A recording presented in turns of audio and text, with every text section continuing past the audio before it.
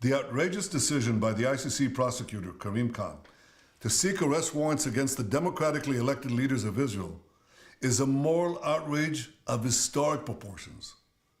It will cast an everlasting mark of shame on the international court. Israel is waging a just war against Hamas, a genocidal terrorist organization that perpetrated the worst attack on the Jewish people since the Holocaust. Hamas massacred 1,200 Jews, raped Jewish women, burned Jewish babies, took hundreds hostage. Now, in the face of these horrors, Mr. Khan creates a twisted and false moral equivalence between the leaders of Israel and the henchmen of Hamas. This is like creating a moral equivalence after September 11th between President Bush and Osama bin Laden, or during World War II between FDR and Hitler. What a travesty of justice, what a disgrace. The prosecutor's absurd charges against me and Israel's defense minister are merely an attempt to deny Israel the basic right of self-defense. And I assure you of one thing, this attempt will utterly fail.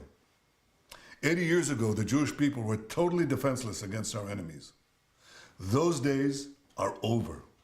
Now the Jewish people have a state, and we have an army to defend our state. Notwithstanding the blood libels Mr. Khan has leveled, Israel will continue to wage this war in full compliance with international law. We will continue to take unprecedented measures to get innocent civilians out of harm's way and to ensure that humanitarian assistance reaches those in need in Gaza. Mr. Khan also sets a dangerous precedent that undermines every democracy's right to defend itself against terror organizations and aggressors.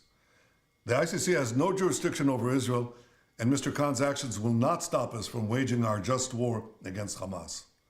But Mr. Khan's abuse of this authority will turn the ICC into nothing more than a farce. He's doing something else.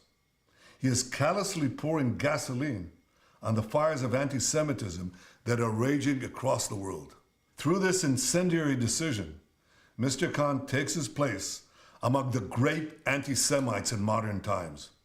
He now stands alongside those infamous German judges who donned their robes and upheld laws that denied the Jewish people their most basic rights and enabled the Nazis to perpetrate the worst crime in history.